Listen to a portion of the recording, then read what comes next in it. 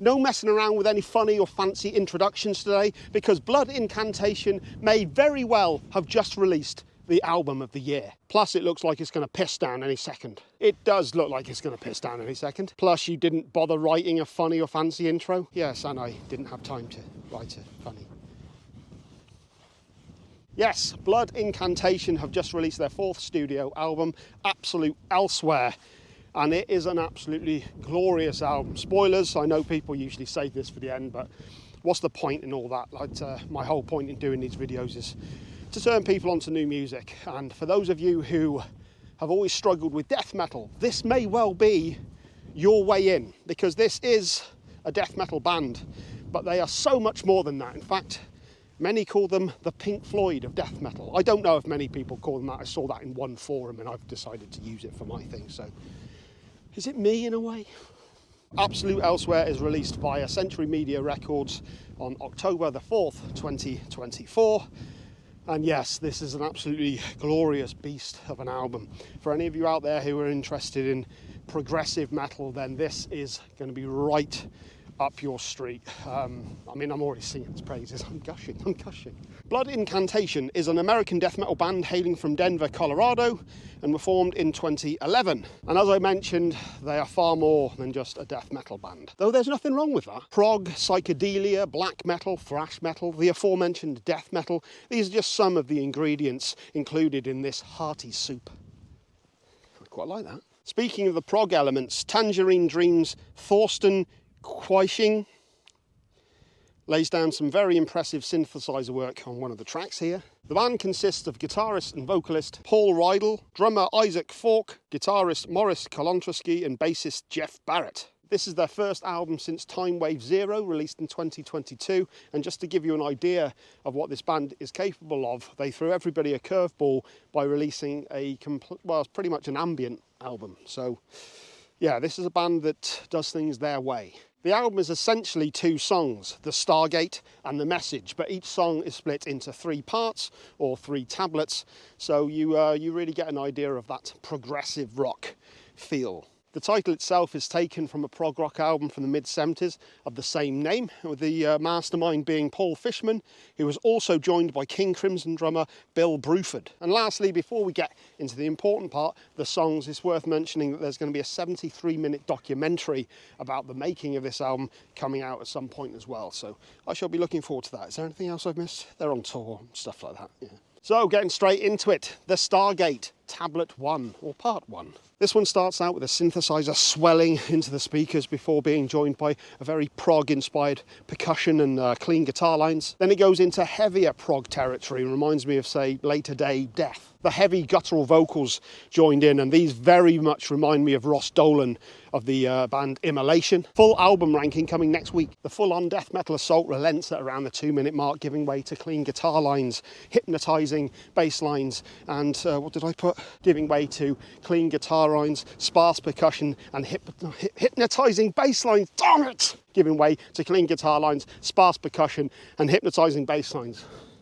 Determined to get that goddamn line. We also get very 70s inspired keyboards joining in, as well as some synths and a David Gilmour-esque guitar solo. There's an incredible amount to enjoy here, no matter what style of music you're into. This is incredible musicianship, be of no doubt. Things get really heavy again around 5 minutes 30 with Peter Falk, that's Columbo, isn't it? Isaac Falk going full bore behind the kit and Paul Rydell bellowing. All life is suffering that pass in nothingness. All life is temporary. What lasts is consciousness. Invite him to your dinner party. At least I think that's what he says. I couldn't quite make it out. We then get a very Carcass-inspired riff that then goes back into the aforementioned heavy section, and that sees us out the song. Very, very impressive stuff. Which then brings us into Stargate, Tablet 2. Much of this song is pretty much a synthesizer brought to us by Tangerine Dream's Thorsten Quaiching.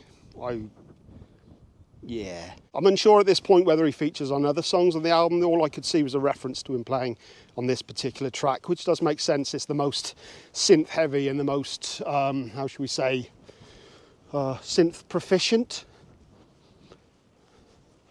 Should we not say that? Let's forget I said that. And yes, the prog runs strong with this song. Sounds like we've got an old sci-fi movie sample playing sort of in the background as well, sort of immersed amongst the music. Very cool. An acoustic guitar joins in at around the 3-minute mark, and then things slowly progressively get heavier into this apocalyptic sounding section with real Slayer inspired dive bombing squealing guitars and this real nice head nodding riff. It's yeah, another great song, and that takes us into the Stargate Tablet 3, the final part of this song. This one starts out with some Morbid Angel meets Immolation. Full album ranking next week. Inspired riffs with relentless double bass before everything opens up with some huge wrung out power chords. Things go off in a more black metal inspired direction before going into a cleaner section, and all of this is within the space of 2 minutes. Fantastic. The song takes on more Eastern sounding chord progressions, as Paul Rydell yells us more like, funny,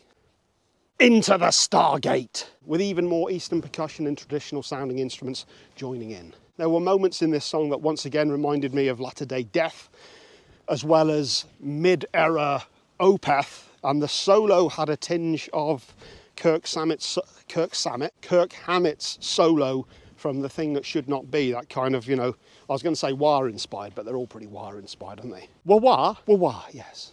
The riff and double bass that kicks in at around the 5-minute mark once again brings to mind Morbid Angel, more specifically Where the Slime Live, but they totally put their own spin on it and really make it their own. It's fucking glorious. Ugh, so many great riffs. Another absolute banger of a song, and this one finishes off the Stargate. And that brings us on to, technically, the second track with The Message Tablet 1. This one starts out with very post-rock sounding clean guitar lines, along with a very Geddy Lee inspired bass line. Really enjoy the bass line on this one. Jeff Barrett, that's the bass player. Then it explodes at around 50 seconds in with very jagged riffs that once again bring to mind Immolation. Full ranking next week. Yeah! I already mentioned the post-rock sounding cleaner guitars, which brought to mind bands like God Is an Astronaut, whose album I actually reviewed a couple of weeks ago, their new one actually, Embers, if anybody was interested. Well, might as well promote as many of your videos as possible, I suppose. Shameless. You truly have no idea. Elsewhere we get black metal inspired tremolo picking that goes into this nasty sludgy riff with natural harmonics. It creates this real claustrophobic feeling atmosphere. Ugh. Which then speeds up into more of a thrash inspired riff and sees us out of this song. And that gets us into The Message Tablet 2. This one starts out with keyboards that reminded me of something that Rush would have done in their sort of, well, their keyboard era, I guess, along with a very suitably Geddy Lee inspired bass line once again. Then things go into a much more Pink Floyd inspired section, but rather than a solo, it's actually a David Gilmour-esque vocal line that seems to take over. Can you hear them calling your name? Can't you hear them? The voices call your name, screaming so loud in the dark. Another conversation stopper. Absolutely mesmerising track, and that brings us into the final song on the album, The Message Tablet 3.